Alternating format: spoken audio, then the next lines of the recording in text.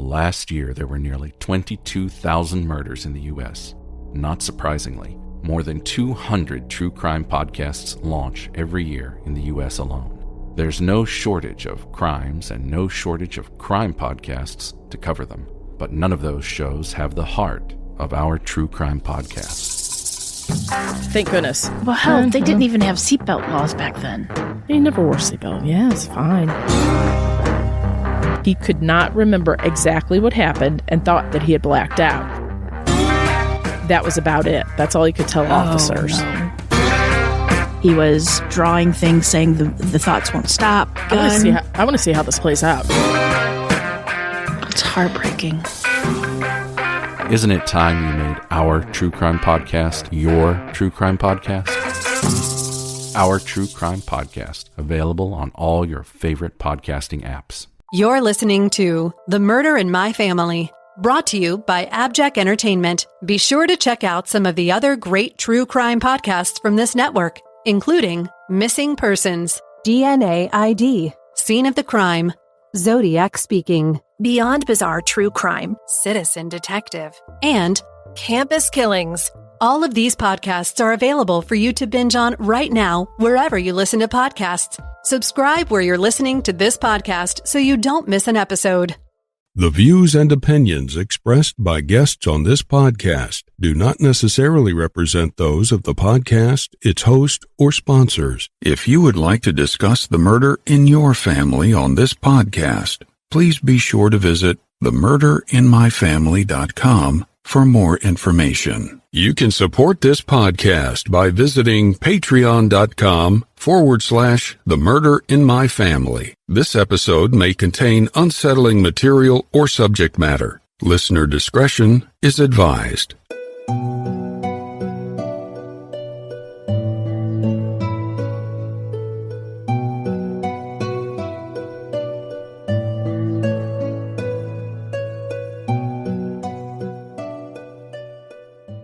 Thank you for joining me for this episode of The Murder in My Family. I'm your host, Mike Morford.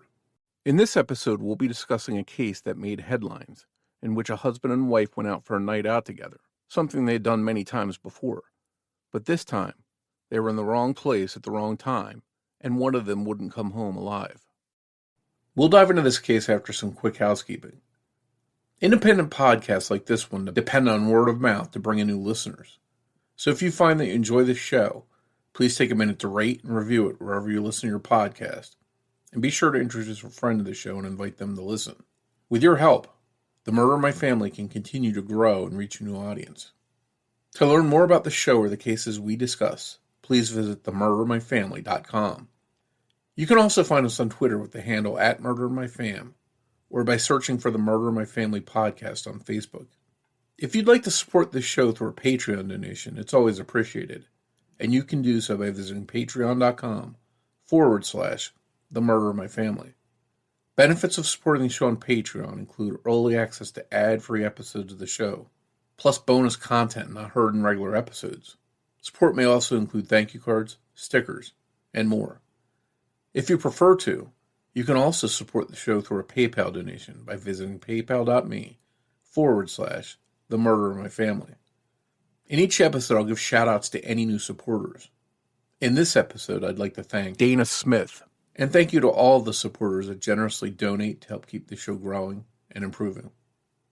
One last note, please consider supporting any of the sponsors that you hear on The Murder in My Family, the way that those sponsors support the show. It's with our sponsor support that the show can go on and continue to provide a platform to share these stories with you in every episode. Thank you, and now on with the show. There are some cases we discuss on the show that remind us just how quickly everything in our lives can change in an instant. The murder of 56-year-old George Heath is definitely one of those cases. George A. Heath was born on July 5, 1959, and was described as an amazing dad and brother.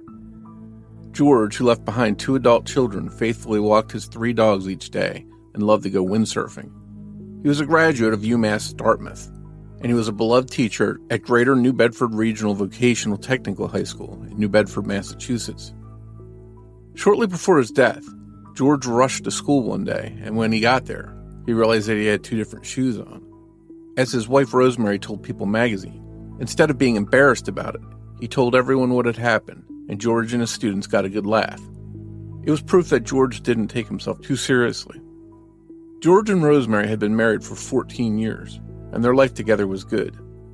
A night out for dinner, like any other, instead of ending with the payment of the bill and a drive home, ended with ambulance rides and Rosemary going home alone due to a completely random attack. Something so senseless, so unexpected, so sudden. On Tuesday, May 10, 2016, George and Rosemary were dining together at Bertucci's restaurant inside the Silver City Galleria shopping mall in Taunton, Massachusetts. It was their first night out together in a while, and they had been looking forward to a quiet date night, dinner and a movie. At about 20 minutes till 7, a man crashed his car, a black Honda Accord, right into the entrance of the Macy's. The man was later identified as 28-year-old Arthur DeRosa. Witnesses and patrons scrambled to avoid the car. What they didn't know was that this was no accident. Prior to crashing into Macy's, DeRosa had also crashed his car into a red Ford Ranger that was parked on nearby Myrick Street. He got out and started trying to get into homes. Most of the doors were locked, but he was able to enter a home and assault 2 women inside, a mother and daughter, stabbing them both. One of them, Patricia Slavin, who was 80 years old, didn't survive his attack. After crashing into the Galleria, DeRosa got out of his car and ran into the Macy's, where he started to assault any nearby panicked shoppers as he made his way to the Bertucci's Italian restaurant, where George and Rosemary had just been seated. George and Rosemary hadn't even started on the drinks they ordered when DeRosa entered. Once inside the restaurant, he tried to attack a waitress, 26-year-old Sheena Savoy, who was pregnant. She tried to fight him off using a chair to put distance between them, but DeRosa was able to overpower her and grab a steak knife from her, and then he stabbed her multiple times. Instinctually, people started running from the chaos in the restaurant, trying to get to safety. But seeing DeRosa attack Sheena and realizing that he was stabbing her and that she needed help, George sprang into action. Without saying a word to Rosemary, almost without thinking, George jumped up from the seat and rushed to help Sheena. Bristol County District Attorney Thomas Quinn explained to CBS News that George, quote, saw the waitress being stabbed, and without concern for her safety, he intervened and quite possibly saved her life and the lives of others, including his own wife. But Rosemary too ran over and tried to help subdue the attacker. But he was a big man, physically strong, and he had boxing experience. George tried to tackle DeRosa, grabbing his arms and pinning them to his side, but he was able to break free from George, and he stabbed George once in the temple. George fell to the ground. As the attacker turned towards Rosemary, off-duty Plymouth County Deputy Sheriff James Creed, who happened to be in the restaurant and was armed, stepped in. He ordered DeRosa to put down his weapon. When DeRosa didn't stop his rampage, Deputy Creed fired his gun, hitting him in the stomach and immobilizing him. He died just 1 hour later in the hospital. Rosemary later told CBS News, if Jim Creed wasn't there with his weapon, I wouldn't be here, because after he stabbed George, he was coming for me, and Jim stopped him. Rosemary rushed to her husband's side to comfort him. Jim Creed's wife, Laura, who was also there, was a nurse, and she sprang into action trying to assist the injured. Pregnant waitress Sheena Savoy was taken via helicopter to Rhode Island Hospital in serious condition. But Sheena and her unborn child ended up surviving their attacks, despite the serious wounds. And this was in part to George and Rosemary's actions. As for George Heath, he was rushed to Morton Hospital, but he didn't survive. George was hailed as a hero for helping a stranger and giving up his life in the process. The district attorney, who happened to know George, later told CBS News, that's the type of man George was. Taunton's mayor added, George should be commended, and he will always be remembered for his heroic actions. The motive for the attack is unknown, but DeRosa had been checked into Morton Hospital just 1 day earlier for thoughts of taking his own life, but he was released Tuesday morning, just hours before his attack. Rosemary Heath was shocked and devastated following her husband George's tragic death, and understandably, it left her with PTSD and would have long-lasting effects, some of which remain to this day. The road to recovery for Rosemary was difficult, and it caused her to not be able to work, which led to financial problems that almost cost Rosemary the home that she and George loved so much. But just as George and Rosemary had acted selflessly to help people that they didn't know, the community honored their actions by banding together to raise $100,000 to help Rosemary stay in her home. It wasn't just Rosemary and George's family that were devastated by his tragic murder, but also his students and fellow staff at school. George Heath had taught visual design at the school since 2012. Superintendent Edward O'Brien told CBS News that George was a professional of his craft who yearned to teach the kids the love and creativity of visual design. After his death, George was awarded the Madeline Amy Sweeney Award for civilian bravery, and Rosemary gladly accepted it on George's behalf. He was also awarded with the Carnegie Medal. George was also named the Standard Times 2016 South Coast Teacher of the Year. Rosemary went on to create the George A. Heath Superhero Scholarship, which helped seniors at Taunton High School. George's school planted a cherry tree to honor him. He had inspired so many students there during his 4 years teaching, and the 2016 senior class dedicated a page of their yearbook and a brick in their alumni walkway in his honor. Students to this day remember George's bravery by celebrating his memory and wearing mismatched shoes on a day set aside to honor the fallen teacher. Rosemary Heath told CBS News that George was sweet, caring, adorable, funny, and the love of her life. He was a hero. He was my hero. He truly cared about the children he taught, wanting nothing but the best for them. To have good careers, stay in school, and be smart. That's what he would love. Rosemary's proud of her late husband and has fond memories of him, but that still hasn't kept her from struggling to go on with her life, something George told her to do if anything ever happened to him. Rosemary sat down with me to discuss the senseless tragedy that took George from her, as well as his brave actions that turned him into a hero in his community. She also talked with me about her own struggles to go on after something so horrific. That conversation is coming up in just a moment. Hey everyone, I think a lot of you listening know that I host and produce multiple podcasts, and I'm busy researching, writing, recording, and editing. It takes a lot of focus and energy to get that work done. Recently, I was drinking coffee all day long trying to keep up with things. But while I was getting a little boost, I wasn't really seeing an improvement in my focus. I didn't necessarily have the clear thinking that I wanted, and I knew that I wanted to try something different. And that's when I found Magic Mind. And let me tell you, I noticed a difference pretty fast. What is Magic Mind? It's a little shot that I take every morning with my coffee. And all day long I see a real difference. I have that focus and that clarity that I need to get my work done and be more productive. After just 3 days of trying Magic Mind, I noticed that I wasn't as tired. I could concentrate better, and I didn't need endless cups of coffee. And as an added bonus, I found myself sleeping much better at night too. And stress? That's a thing of the past for me. The ingredients in Magic Mind are amazing. For example, ashwagandha is an adaptogen that reduces stress and anxiety. Another ingredient, lion's mane mushrooms, reduce inflammation, while also supporting cognition. Bacopa monnieri, a nootropic, improves your attention span, your ability to process and learn new information, and your memory. Now, I'm no chemist, but I'll tell you this. When all these great ingredients come together in Magic Mind, I see the results, and I know it works, making me more productive. And considering how well it works for me, I'd encourage you to try it out as well. I think it could be a real game changer for you. And great news, as a listener of the Murder in My Family, you'll get 40% off your first subscription or 20% off your first one-time purchase of Magic Mind. Simply head over to magicmind.co/murder and enter promo code MURDER20.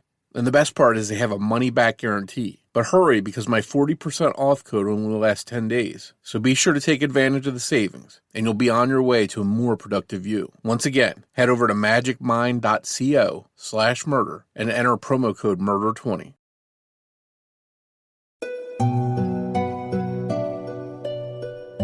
Hi, Rosemary, and thank you for coming on the Murder in My Family to discuss your husband George's case with us. Thank you very much for having me. It's my pleasure. I'm happy to have you here. I want to start off by saying that the story of what happened to George and to you as well, it's very tragic, but it's also, in some of the research I did, I wound up seeing how powerful that this entire saga was. Not only did you survive, but your husband lost his life saving someone else, a pregnant woman in the process, and his actions were heroic. I think listeners will really appreciate George's bravery and selflessness in trying to help a stranger and giving up his life in the process. Before we get into all of that, the horrible part of this story, what happened, can you just tell us a little bit about George and what kind of person he was? Oh, gosh, he was amazing. Funny. So funny. He went through a lot of tragedies in his life. Both his parents died when he was 6 years old. And his older brother passed away when George was 18. So he went through a lot. And for him to be the funniest person you could ever possibly meet and, just embrace everybody that was around him, he was just amazing. He was just so much fun to be around. He was a comedy. He was a teacher, and he taught visual design, and his students absolutely adored him. Everybody in the school did. So when this tragedy happened, it happened and affected everybody around us. Yeah, and that's the big takeaway about the show is the ripple effect that it's sort of a drop of water in a pond. It spreads out and it touches people's lives that you can't even imagine. There's people that are going to miss out on his teaching that aren't going to have the same things that he might have helped instill in them. So this is a really powerful story, and I think one that we don't want to lose sight of when there's a tragedy like this. Correct. Oh, absolutely. And the good things that come out of such a tragedy too, is it just changes the way that you look at something that happened, and in the more positives that you can make from this, to me, is my goal. That's always been my goal since he died. How long? You weren't married for that long, is that correct? We were married for 6 years. We were together for 14. Okay. And this all happened in Taunton, Massachusetts. Is this, were you living in Taunton as well? Correct, yes. Okay. What was this area like? Is this an area where there was crime? Is this where you'd ever picture something tragic like this happening? No. This is something that shocked the entire city. And the news, it went international news. A friend of mine on our street is from Italy, and her family called her and told her what happened to my husband, because they saw it on the news first. It's crazy.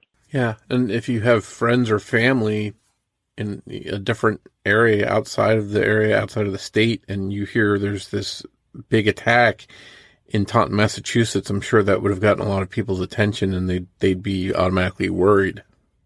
Oh yeah, my phone was blowing up because everybody knew that we were going to Bertucci's that night. It was our date night, postponed date night. Everybody was trying to call me, and I wasn't answering the phone. So this was just a fateful night that you happened to have plans to go to dinner and you're going to go see a movie. Is that right? Correct. Yeah. So it was just a night like you probably had countless times before. Oh yeah. With the same routine. Whenever we had a date night and we wanted to go to a movie, we'd go to Bertucci's first, have dinner, and then head over to the movies. And nothing like this had ever happened before. And I'm sorry to make you rehash this traumatic experience again. I'm sure this brings up a lot of painful memories, but can you walk us through that day in 2016? You and George are out together, just relaxing, having a good time, doing what people do when they're out, having dinner. What exactly, in your own words, in your own memory, what unfolded that day? We went out to dinner. We walked in. It was really cute because right before we got out of the car, George patted my leg and he says, "I love you, honey." I said, "I love you too." And I got out of the car and he gave me this really nice hug and kiss before we went in. And I was just like, "That's really weird. What's going on?" And he's like, "Nothing. I just love you. You just need to know that." I'm like, "Okay." So we went in, and our normal seats where we sat were towards the end of the bar, the longer end. And people were standing up paying their bill. So we sat on the short end, closest to the waitress area. And he ordered his drink. I just ordered mine, and I think she just put the beer down. And we heard a woman scream. And at first we thought a waitress may have burned herself, in a hot pan or something. And when we looked over, there was a tall man standing over her, and we saw the knife go up, and we saw the knife come down back into her for the second time. So she turns to run. I stood up, and then George stood up right over my left shoulder. And I just focused on her, and she was screaming, "Help me, help me." And I pushed her a little bit out of the way, and then I grabbed a chair to try and hit the guy and stop him. But he was so tall, and he was just so big. And the chair was really, really heavy. I stopped him from stabbing her by placing the chair in front of him, and he hit it with his hip. And then my husband got the waitress away from him by pushing her over onto the floor, and then stood up and I grabbed the back of his shirt, and my husband grabbed his shoulders and then spun him around the bar.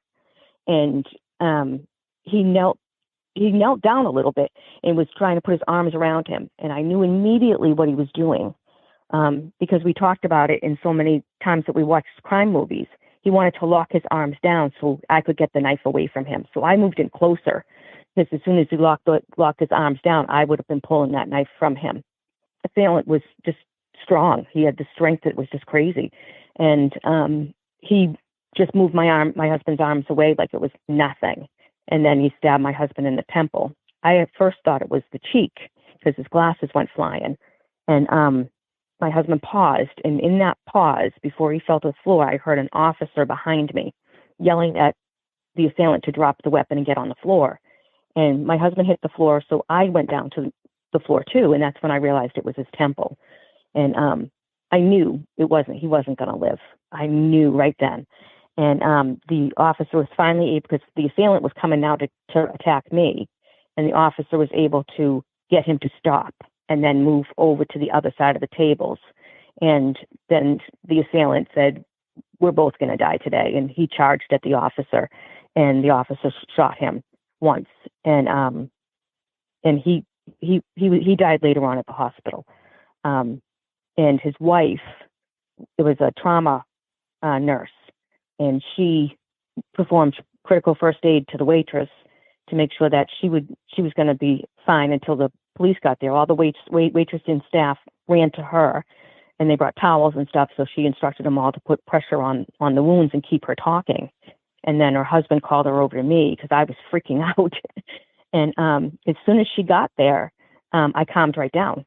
I mean, I just completely calmed right down. And then I heard a whisper in my ear, a woman, and I believe it was George's mom, saying, "You need to say goodbye to him now. Tell him you love him. Tell him it's okay to go. Do it now so he can hear you." So I did. I grabbed his hand and I kissed his cheek and I said, "I love you. Don't worry about me. I'll figure it out. I'll figure everything out. It's okay. Go find your mom and dad."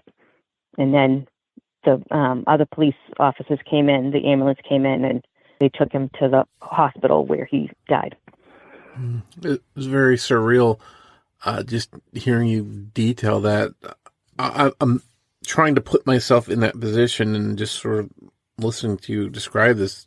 It seems like it might seem like it was an eternity, all the stuff going on, but how long did all this stuff actually last? Was it just a matter of a minute? Wow. So yep. In this 1 minute, so much happened. Your life was forever altered. Obviously, George would wind up losing his life. I don't even know how you process that and sort of say what happens now, what comes next. Yeah, that was a big thing. I didn't know. I thought I could just go to work and my life would be the same as it was without George. And it didn't. My biggest things to people is get life insurance, because George and I had a lapse in life insurance because my job changed and we had to wait for his open enrollment. And he signed his life insurance papers the day he died. So we went from a family of 2 adults making, $150,000. Now I'm on disability because of my PTSD. I went to work after this. I got another job, and the job it just did me in. And I went through sexual harassment at that job, and I tried to speak out about it, and I was reprimanded, and then I was fired. Now I can't ever do my job again. So it's like you need that life insurance. You need to make sure, because you never know when something strange, completely strange, hopefully not as horrific as this, but strange in itself, that could happen and you lose a life. My life completely is changed. I've never in my life been on disability. Yeah. I never think that would be part of it. And I want to talk about that because there is some help that you received later on that I want to get into. I want to go back a little bit, if we can, to the immediate sort of the aftermath of when that PTSD starts and you're having to plan George's funeral arrangements or memorial, whatever it was. How do you sort of process that and sort of start to pick up the pieces to even think about doing that stuff? Well, the strangest thing is you just go through the motions. Is it the police officers came to my home and the next day and took me down to the police station to give my statement of what happened. And they said that other people were throwing chairs. And I said, no, I didn't see anybody throwing chairs. I just saw people running out the door. And I said, I was just focused on her, the waitress. And when I came back, it was like I knew people would be showing up at my house. So I started cleaning, and it was just mindless. I didn't know what was doing this to me. I just did it. And 2 years before George's death, he had a friend die of brain cancer, and he went to visit her while she was in hospice. And he came home and said, honey, we have to talk about this. He goes, if I die first, I'm like, oh, geez, here we go. And he says, if I die first, I want you to promise me to move on, be happy, go all the places we said we go, see all the things we said we see. And truly, I want you to be happy. And I'm like, oh, my God. He goes, promise me. And I said, okay, I promise. And he knew that if I said the words I promised, then I kept it. And I said to him, I said, well, if I die first, then you better be curled up in this bed starving to death, because I don't want anybody cook. No female's going to be cooking in my kitchen. And he laughed. He goes, okay, looks like I'm going first. And then later on, closer to when he died, he said, you know, Annie, he goes, I also want you to know, he goes, don't be publicly sad, because people are going to want to help you, and they're not going to be able to help you. It's something you have to do yourself. You have to get through it yourself, and you're strong. You can do it.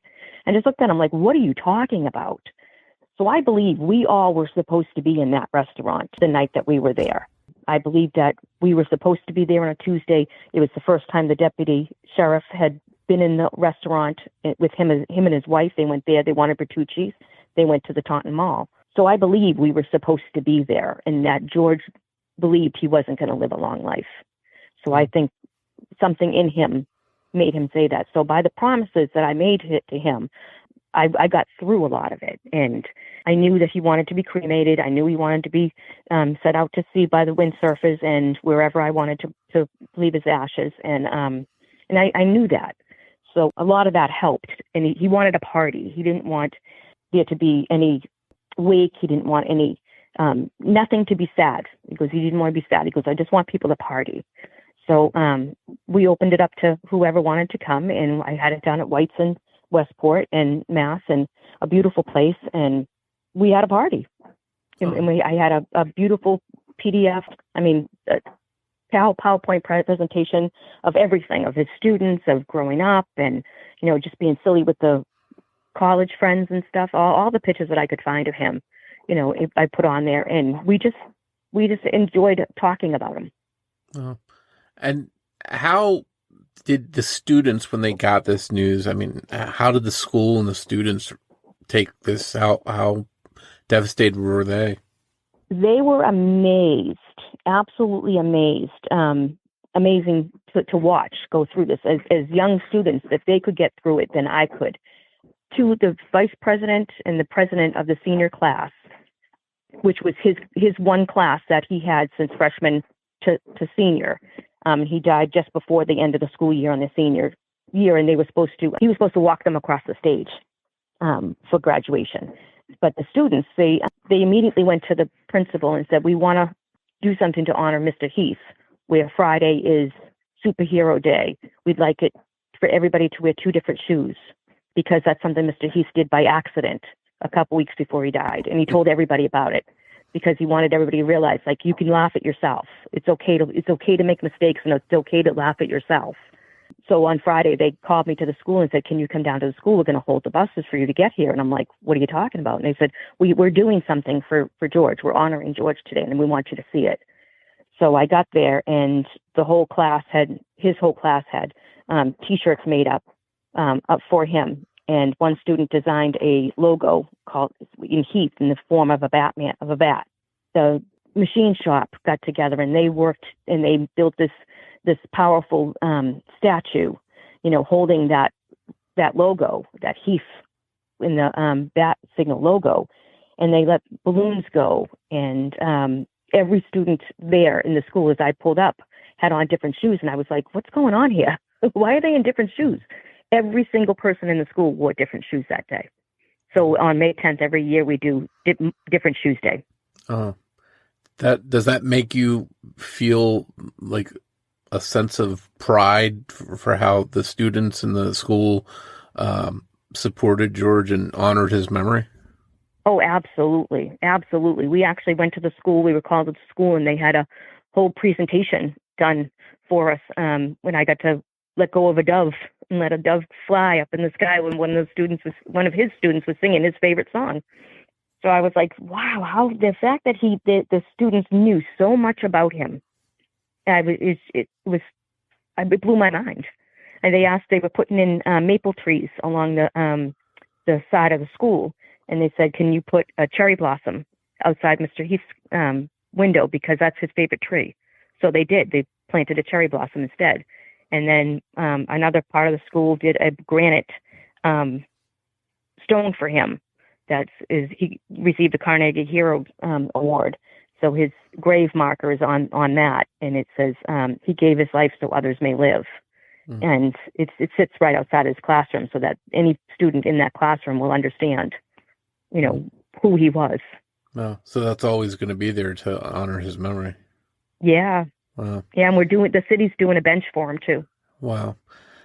So talking about heroes a little bit, you and your husband, from what I read, the movie you were going to go see that night was a superhero movie, and you both were sort of fans of the superhero genre.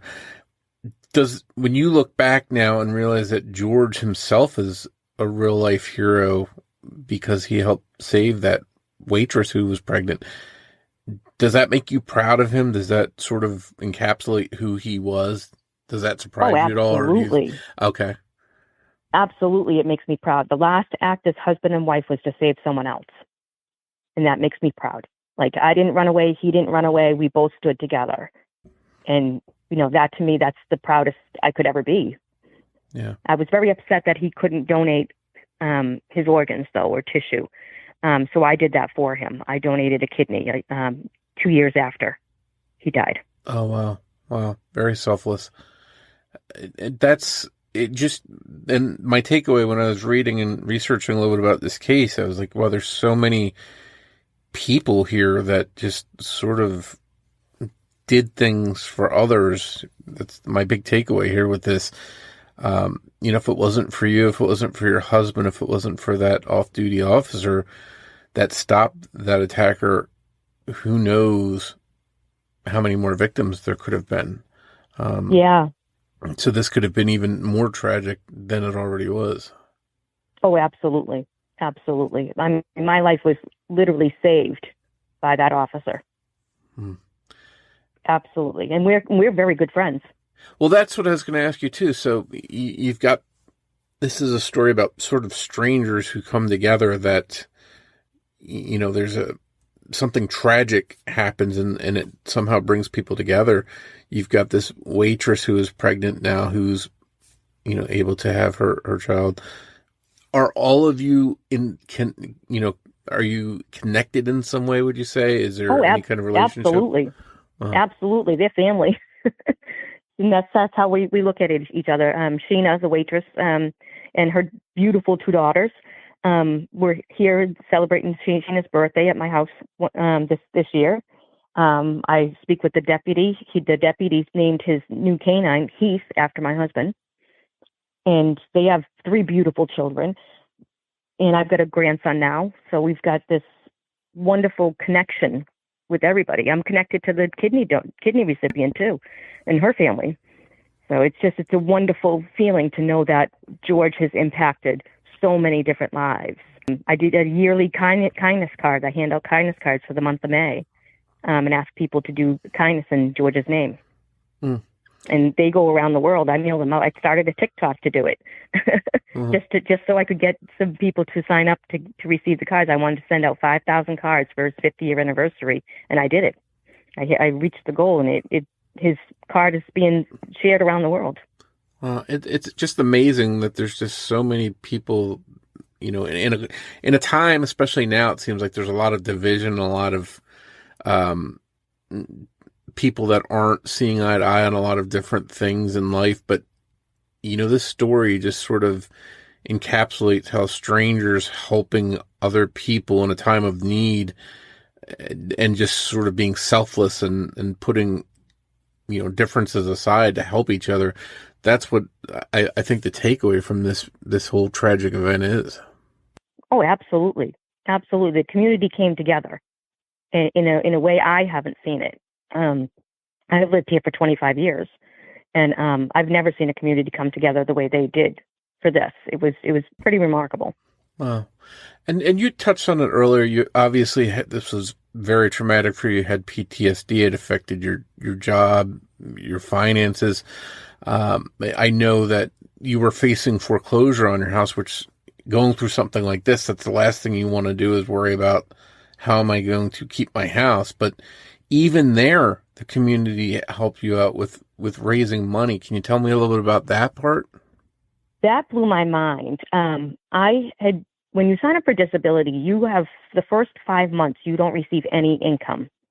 And then it took them over a year to get me into the system to get approved to start receiving money.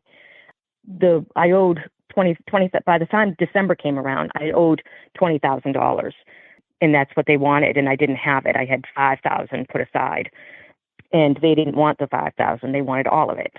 And then my friend messaged me the night before Thanksgiving and said, "I'm really sorry to see that. I saw that your house is up for auction 2 days after Christmas." I said, "What? My house is up for auction?" Like, I didn't even know. Like, they didn't even give me a notification. I filed for a modification, and they denied it. I appealed the modification. They never told me the results of that.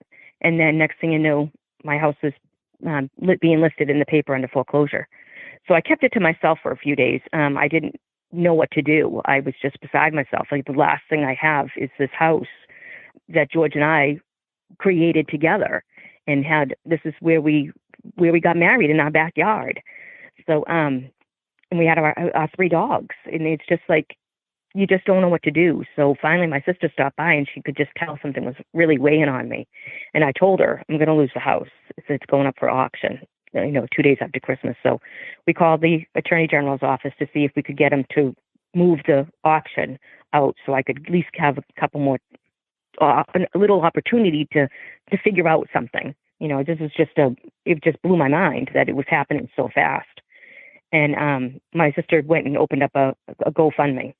And within 2 days, it got up to $164,000. Wow. I was just blown away. So I was able to reinstate the mortgage. And then I used the rest of the money to do all the repairs that needed to be done in the house. So it's maintenance free for me. I had the windows done, all the plumbing, all the electrical work done. The garage door was fixed. I had the house vinyl sided. So now there's no major thing that's going to happen to me down the road where I'm now stuck trying to figure out how am I going to, afford to fix this and pay for this. So that was, an amazing thing. So my disability pays my mortgage now. So, and then George's pension pays my utility bills. Wow. So it just all around, it's just another instance of people that many of them are probably strangers that don't even know you, that just said, "I heard about this. It's tragic and I want to help." And they just were selfless and donated what they could and wound up helping you to stay in the house that you and George had together. Yeah. Yeah. It really just blew my mind. I couldn't believe it. I didn't even want to look at the GoFundMe. I didn't want to hear about it because I was so embarrassed by everything. I was so embarrassed that my life had changed so badly that now I'm reaching out to people to give me money to save my house. It was devastating to me to get to that, because I promised George when he was dying, "Don't worry about me. I can figure this out. You know me. I'll figure it out." And obviously I didn't. So I felt like I failed. Felt like I truly failed with my promise to George on it when he was dying. So it was, and I had to go through my counseling. I'm getting emotional now. I had to go through my counseling to realize that I didn't fail, at all. I have to deal with the fact that I have PTSD and that is an injury to the brain. It changes the way your brain functions. And it's not a failure. And most people don't have that backing to be able to say that the community can come together and help you. And if you just allow yourself a little grace, that the community is better than you think, and they will come forward. They'll help you. All you have to do is ask. Yeah. And it's proof here in what happened with you and how they helped you, and just, again, this whole story of people helping other people that they don't even know is just really amazing. I think that's a really great takeaway. I think everyone needs help at some point. Everyone, we're all, fellow people with the same hopes and the same fears and the same things that can happen. Any one of us could be in the situation you're in, where we're sitting at a restaurant enjoying our day, and then something like this happens and our lives are forever changed. So, I think everyone can put themselves in your shoes and just say, hey, if I was in Rosemary's position, would anyone help me? So I'm glad that people definitely did and came to your side and helped you. We talked a lot about the people here that, did come together to help, that made a difference. One person I wanted to sort of ask you about is the person that caused all this, Arthur DeRosa. He was labeled mentally ill in the press. I'm curious, is that accurate? And have you been able to forgive him for what happened? Well, I understand he had a mental break. He was not supposed to be released from the hospital and was. And I believe that his mental break was truly a break. There was not anything that anybody could have done to stop him from doing what he was doing. I think he was on a mission to end his life. And to know that he was a great kid growing up, his family's got memories of him laughing and growing up and stuff like that. I see him as a human being. I see him as a human being that was in a really, really bad spot in his life. And, but I don't know about forgiveness. That's a real hard thing for me to forgive that. And to me, I feel like the family should have done a little more. If they knew he was that badly that he had to go to the hospital, then they should have brought him to a different hospital in my mind, to get reevaluated by someone else. And they didn't. Mm-hmm. So that's hard for me. And I've met a lot of his family members, and over the course of the years, I haven't met his parents, but a lot of his cousins and family members and best friends and stuff that knew him, and they all say good things about him. So I believe he's a good person that was just in a really bad condition. Sure. So you think there were opportunities to maybe have gotten him some help to keep this tragedy from ever happening in the first place, maybe? Absolutely. That hospital made a clerical error by writing the wrong information in his file. Has that inspired you at all to sort of maybe help tackle mental illness laws or things that might prevent another incident like this in the future? Oh, absolutely. I've talked with our state reps. I've talked to our governor. I've talked to anybody that would listen. Absolutely. Mental health has to take a forefront in our community, and we have to do something but more for it. And from what I understand, the incident is used in police training now, in mall security training on what to do and what not to do. It's used in mental health with the Mass Health, which is our government health insurance here. They now do training on what to look for when you're going through mental health patients and stuff, and how they should not just be released. They should be put on a 72-hour hold. Yeah.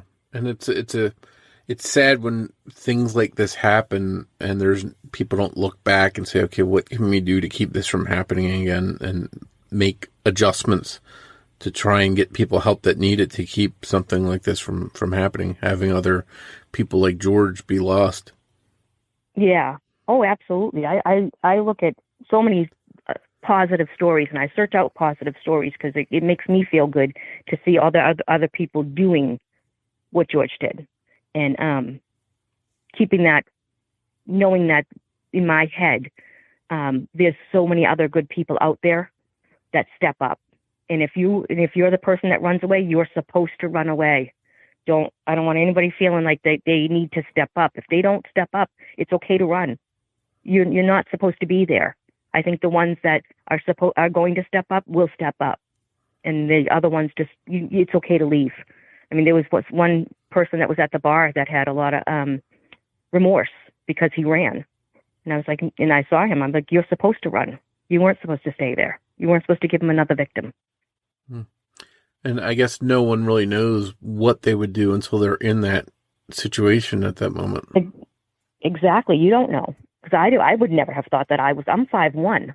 I mean, I weighed 125 pounds when I was 5'1", and I stood up against this person, and I was trying to help this girl. My husband is only 5'9". The assailant was 6'2", 6'3". He was tall. He was big. He was a boxer. So, you don't know. You just do. And I think there's a lot of people out there that will do and will stand up when they need to. Yeah, I believe that. Yeah, that's good to know. It's been over half a decade now since this happened. How are you doing right now? Obviously, this isn't something that just magically goes away.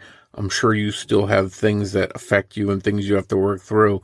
How are you doing now, and what kind of things are you doing to keep getting better? Well, I'm starting to look into. I want to be an advocate. I want to be advocate for people of trauma, that have gone through similar things that I've gone through, to try and help them. Not as I don't want to be a licensed therapist or anything. I just want to be a real person that just can sit and tell them, this is what's going to happen. This is how, this is normal. What you're doing it's normal. I've been there.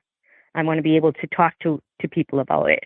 But I'm okay. I'm okay. I still have triggers.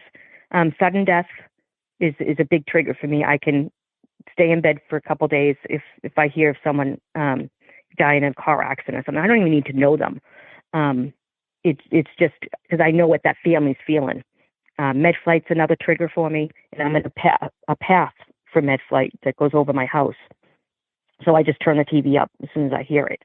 But it doesn't help me to not think of what the feelings that this family's going through once they get the news that their loved one has been in an accident. And it's tough. It's really tough to get through that part. But I go to therapy. I have a therapist that does equine therapy, so I can brush the horses, walk the horses, bring the horses through jumps and stuff like that as I'm walking. I haven't been able to ride them yet because I fell and hurt my back. But I can, but I get to, brush them down and feed them. And, it's a wonderful way of going through therapy for me, because it's not sitting in a dark room talking to a therapist. It's out in the open, which is the type of person I am. And we get to talk about a lot of things. And right now it's trying to build my confidence back up to hopefully get back to work. Oh. And be able to, be an advocate. Well, it sounds like you're definitely working towards improving everything and getting back to work, and hopefully you can do that and get through this and help others. And along those lines, I want to ask you, what advice would you have for someone that's listening, that's out there right now, that's maybe gone through some kind of awful tragedy like you've gone through? What would you tell them to help them get through a situation like this? The very first thing is keep the TV on or the radio on so you don't feel alone. That's a big one. It's that silence after the person's not there anymore. That silence it drives you batty. The second thing is to surround yourself with people, like positive people, and do something in your loved one's memory. The memory cards, the kindness cards are a perfect example of doing something in their memory to keep their memory alive, and or do join groups, be around people, meet different people. You never know the connections that you'll make then you run into people that you don't expect to, that have gone through the same thing. And then before you know it, they're going to look to you as being positive, and then you're going to be helping them without realizing it. Because that's people have messaged me saying how I've helped them, and I never knew it.